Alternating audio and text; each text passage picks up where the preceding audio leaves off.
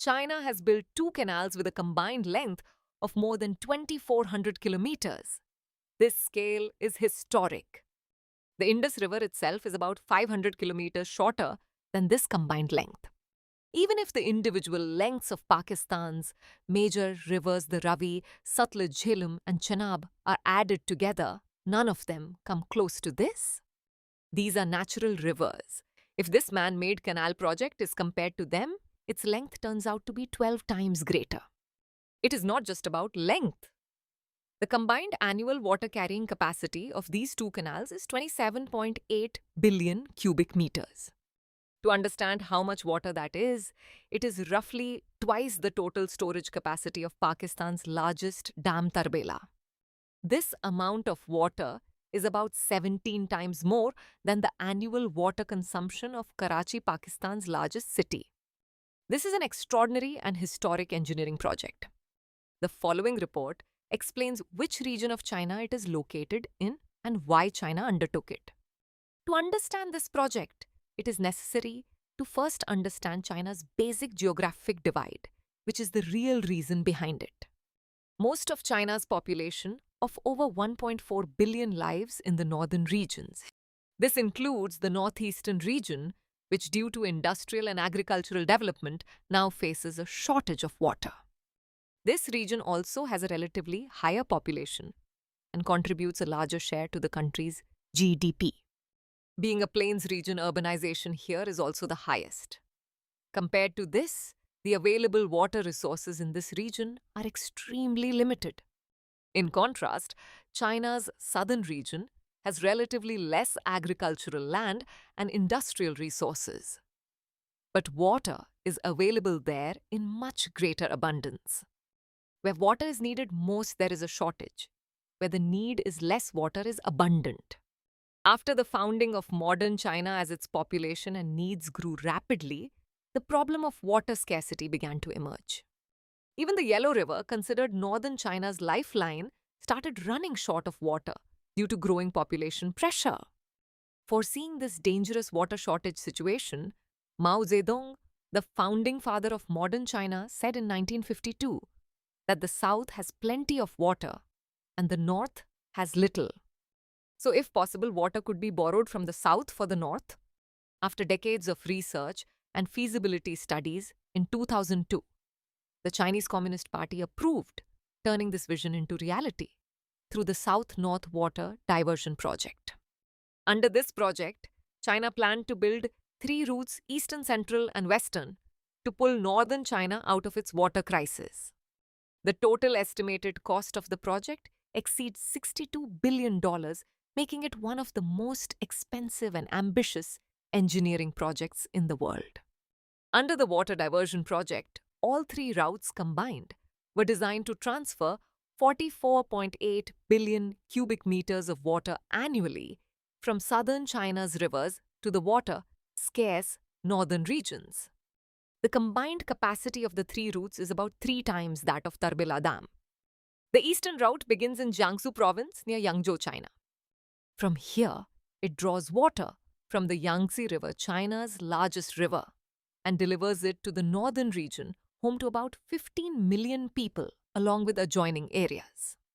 The eastern road, roughly 1,155 kilometers long, has an annual capacity of about 14.8 billion cubic meters. Since the land elevation rises, moving north, water could not flow there on its own. To solve this, China built a network of large pumping stations in stages along the route, which pump the water upward toward higher elevations. New canals were also dug to carry the water north. A large part of this route follows China's 2,500-year-old Grand Canal, the world's oldest and longest man-made waterway. The Grand Canal was centuries old and its capacity was not very large. This old route had to be widened and modernized at many points to meet the demands of modern engineering, and aqueducts were also constructed. 2 aqueducts were built for this canal to cross the Yellow River. One branch of the eastern route, the Shandong branch, was also built to meet the water needs of coastal areas in Shandong province. Construction on the eastern route began in December 2002, and after overcoming numerous challenges, It was completed in 2013. The central route begins at the Danjangku Dam. From here, the water flows through roughly 1,264 kilometers to reach Beijing, China's capital, and the nearby city of Tianjin. This route's designed capacity is about 13 billion cubic meters. It supplies clean drinking and agricultural water to dozens of cities and towns, including several major industrial and urban centers along the way. Unlike the eastern route, which incurs heavy energy costs for pumping water, the central route uses no pumping stations at all. The water flows northward entirely through natural slope and gravity. Achieving this was not easy. The water level at the Danjangku Dam was originally not high enough for water to flow naturally all the way to Beijing. To solve this, the height of the dam was first raised from 162 meters to 176.6 meters. This increase raised the dam's normal water level to 170 meters and increased its storage capacity from 17.4 billion cubic meters to 29 billion cubic meters, nearly doubling the dam's water storage capacity. This gave the water the elevation needed to flow naturally northward. The next major challenge was crossing the Yellow River. Since the Yellow River frequently shifts its course and is prone to flooding, routing the canal above the river was not feasible, and going beneath it presented its own challenges. The terrain did not have enough slope to simply dig a straight tunnel deep under the riverbed. Two tunnels were dug about 30 meters below the Yellow River's bed. These tunnels were built using an inverted siphon technique. Water flows straight down after entering, then travels back upward to reach the outflow point without using any pumps. The water's own pressure generated by its downward flow pushes it back up. The outflow point is kept slightly lower than the intake point, maintaining just enough slope for the water to naturally rise back to ground level and continue flowing. This way, water from the dam crosses beneath the Yellow River and continues onward without any pumping. Another remarkable feature on this route is a network of aqueducts spanning several kilometers. Essentially, a bridge for water, under which smaller rivers and roads pass, while the canal's water flows above. These aqueducts are also built to withstand earthquake tremors.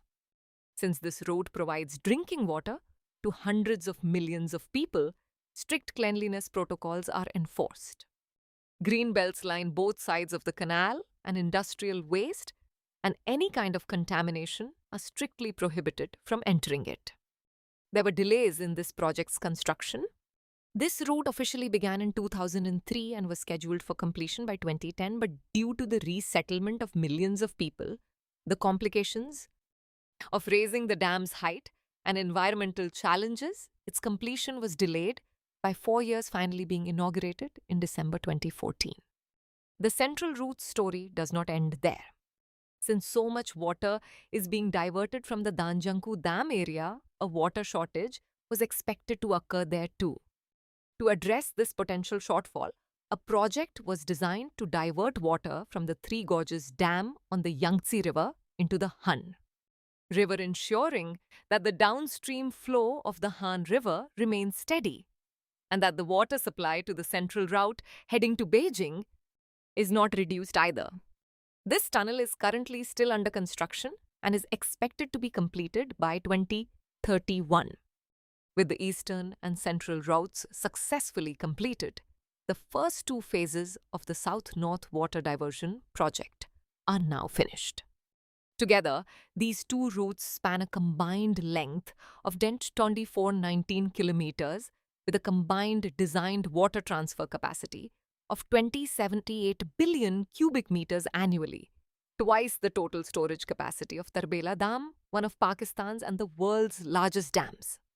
Before this project, the per capita water availability in northern China had dropped to just 400 to 500 cubic meters annually, half of the World Health Organization's minimum benchmark of 1,000 cubic meters per capita.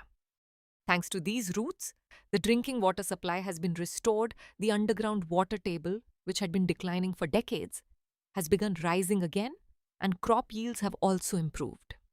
As the eastern route draws directly from the Yangtze River, water is also being taken from the Yangtze to compensate for the water diverted by the central route. This raises the question of whether drawing so much additional water from the Yangtze could cause water shortages in the southern farmlands.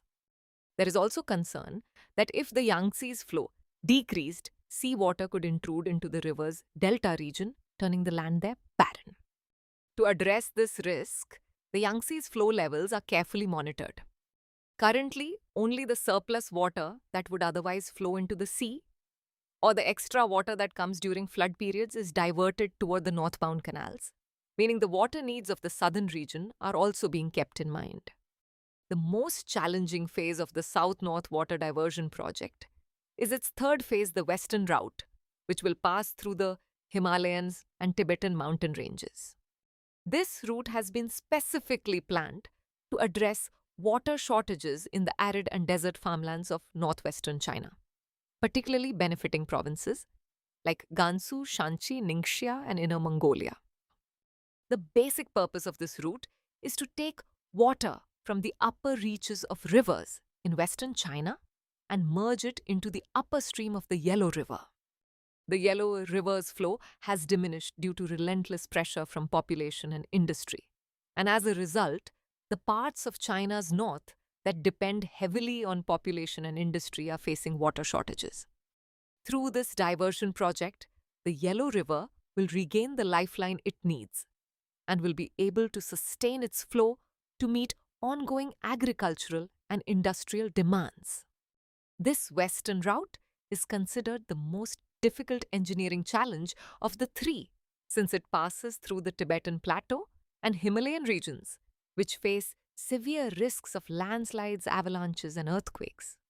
Since the elevation here ranges from 3,000 to 5,000 meters above sea level, and temperatures often remain below freezing building open canals, here is extremely difficult.